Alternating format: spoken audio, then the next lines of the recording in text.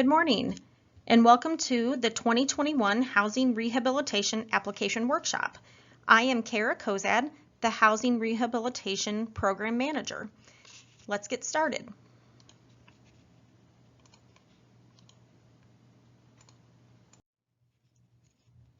Section 1 and 2 are highlights for the CDBG housing grants. The funding availability this year is $7 million. There's a grant ceiling of $650,000 and the individual household ceiling of $60,000. This has gone up this year, so that's great news. Don't forget these applications are competitive, and the application due date this year is Thursday, January 19th, 2023 by 5 p.m. Continuing with funding availability, the minimum grant award will be $300,000 this year. Applications for less than the minimum grant will not be accepted. And now we'll talk about the method of distribution. Application limitation. Units of local government may apply for one grant per competitive program year. Applicants that received a grant in the previous year must demonstrate reasonable progress by the time the application is reviewed, or it will not be considered. Eligible applicants. Only units of local government may apply for this funding. Entitlement communities or counties that receive their direct appropriation of CDBG funds from HUD are not eligible to apply, and this can be found under Section 1C. Application materials. All original application forms and materials as shown in the guidebook must be utilized, and I cannot stress this enough. Applications will be designated Do Not Fund for using self-created forms, adding to or removing any language in those forms, forged, copied, taped, pasted, or any alterations to signatures or dates. All letters, notices, resolutions, agreements, or other communication provided by the unit of local government must be of the exact verbiage contained in the guidebook and be on government letterhead. Now we'll move on to requirements and disclaimers. Costs previously incurred on or for an application preparation are not reimbursable.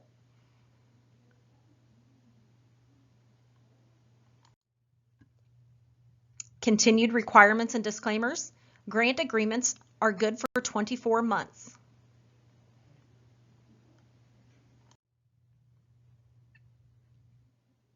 Again, requirements and disclaimers. Other than the administration and inspection exempt activity form included in the application, no environmental review activities can take place until the applicant has received the Notice of State Award finalist. That would be the NOSAF. So do not contact state agencies prior to receiving your NOSAF, and do not contact the HUD program and environmental staff. State and federal compliance.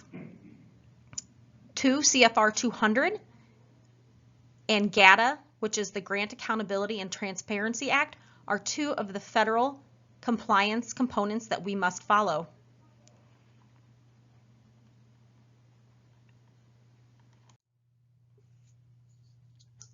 Citizen participation.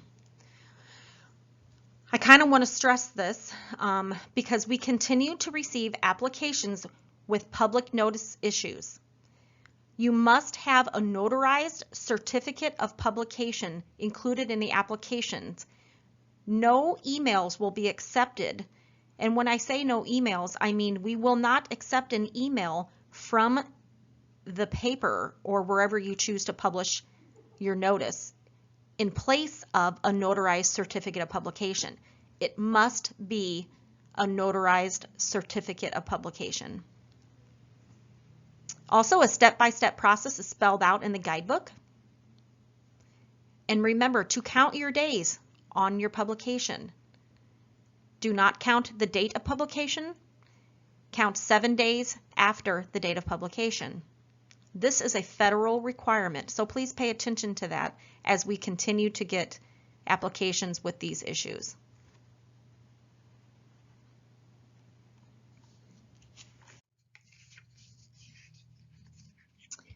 Use an experienced writer or administrator.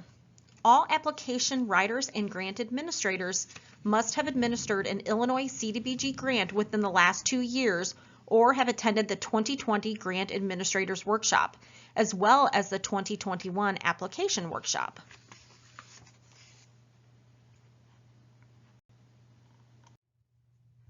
Use an environmental specialist.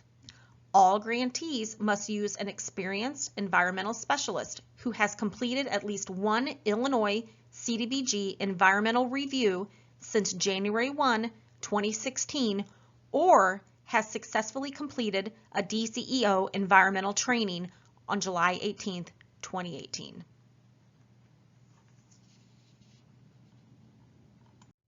Hello, this is Jeff, and I'll be talking about the guidebook section 4 of housing rehab. The eligible activities are rehabilitation for low to moderate income households, single family owner occupied homes in the project area. Also activity delivery. Administration services are a $30,000 flat fee. Rehabilitation administration, which is the inspection services on a graduated scale depending on how many homes will be completed. And the scale is in the guidebook. Ineligible activities would be the construction of government buildings, government expenses, costs of operating and maintaining public facilities, servicing or refinancing of existing debt, or conflicts of interest. Eligibility thresholds: 100% of LMI direct benefit, minimum scope of work, which is 8 homes, and the demonstration of adequate programmatic policies and procedures. Narrative inclusions need to be the letter of transmittal, a project summary, the housing project design, project maps and FEMA map,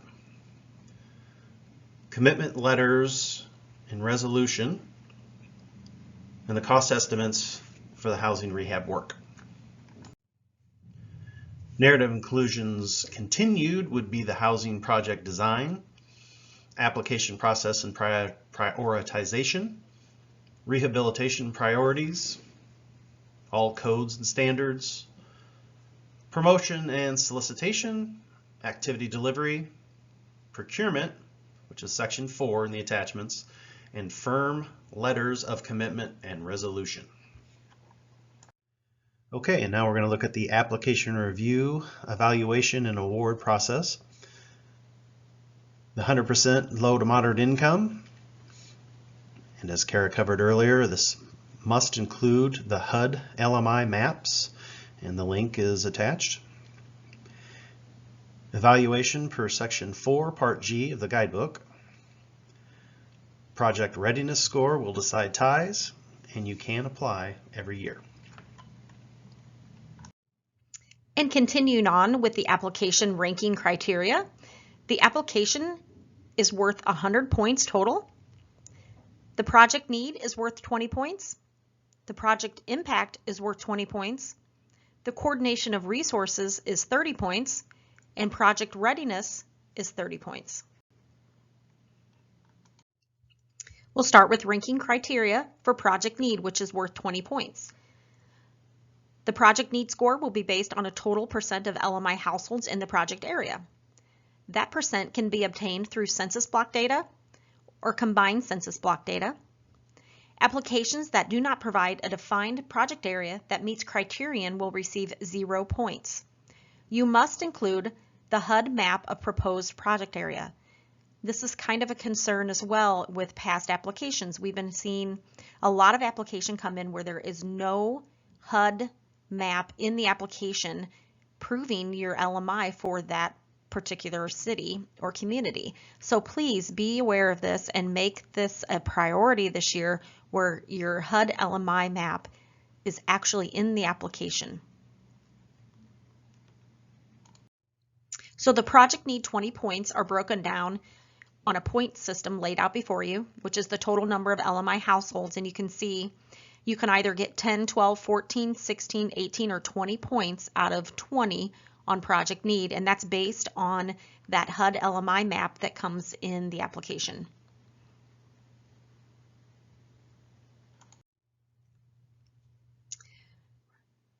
Project impact, which is worth 20 points. In order to document an achievable impact in the project area, a minimum number of completed housing needs surveys must be submitted with the application. All submitted surveys must document eligible households, LMI single-family owner-occupied homes in need of rehab. The minimum number of eligible surveys to be submitted will be 2 times the proposed project scope of work, but we strongly suggest 3 times the proposed scope of work. So an example is, if you're doing 8 homes, you can have a minimum of 16 surveys submitted, but we would like to see 24 homes surveyed and surveys submitted.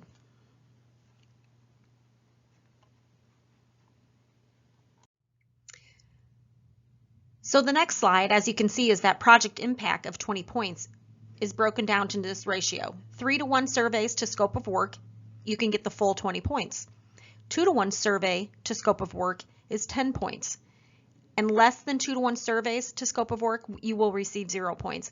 And of course, we rarely see that, only on surveys that have been spoiled. So I highly suggest doing the 3-to-1 to get and achieve the full 20 points on the project impact. The next ranking criteria we will look at is coordination of resources, which is broken down into 2 areas. The first area is the additional funding resources. This is basically if the community wants to add money to the project, they could receive up to 10 points. So if they receive 20,000 or more, include 20,000 or more in the project, they could receive 10 points, and so forth, as you can see by the chart.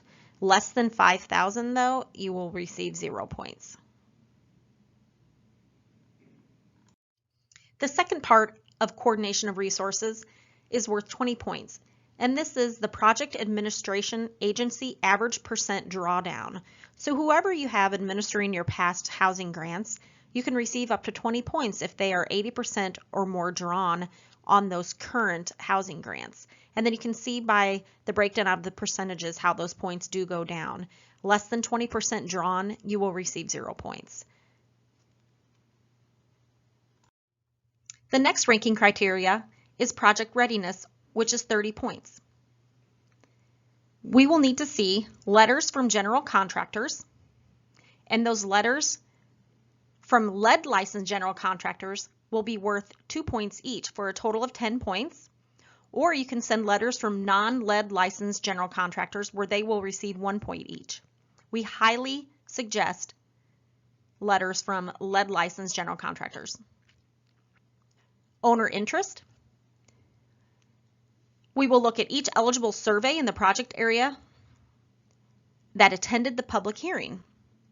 So one person from that eligible income household should be attending the public hearing to receive 0.5 points for a total of 5 points max here. Next in the ranking criteria is your lead licensed housing inspector and assessor. We really want to see that you guys have at the time of application a lead licensed housing inspector and assessor where you receive the maximum 5 points here.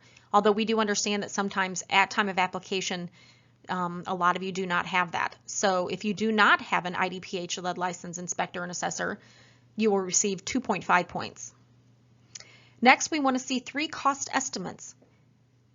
We like to see a minimum, a moderate, and a maximum house cost estimate with an exterior photo included, and you would receive 5 points here. We also look at your application and outreach process, which is a maximum of 2.5 points. And basically, this just tells us that you guys are prepared to take applications if you are funded. And last, we want to see a project map showing all LMI surveyed homes. And this is also 2.5 points. So that all makes up the 30 points for this ranking criteria.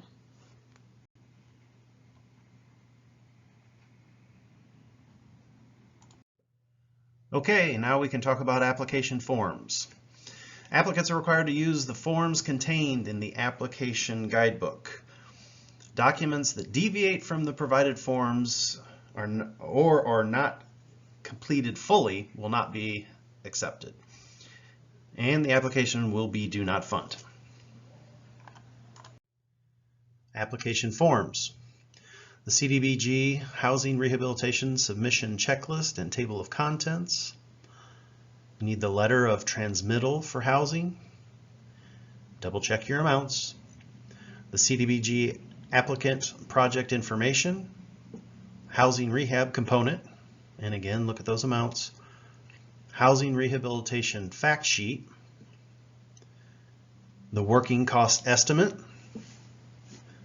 list of previous housing rehabilitation grants, the minority benefit affirmative housing statement, income survey housing needs survey, the council of resolution if applicable, public hearing notice documentation, local government certifications, please fill out completely, the environmental review for activity that is exempt, and the HUD exchange LMI map.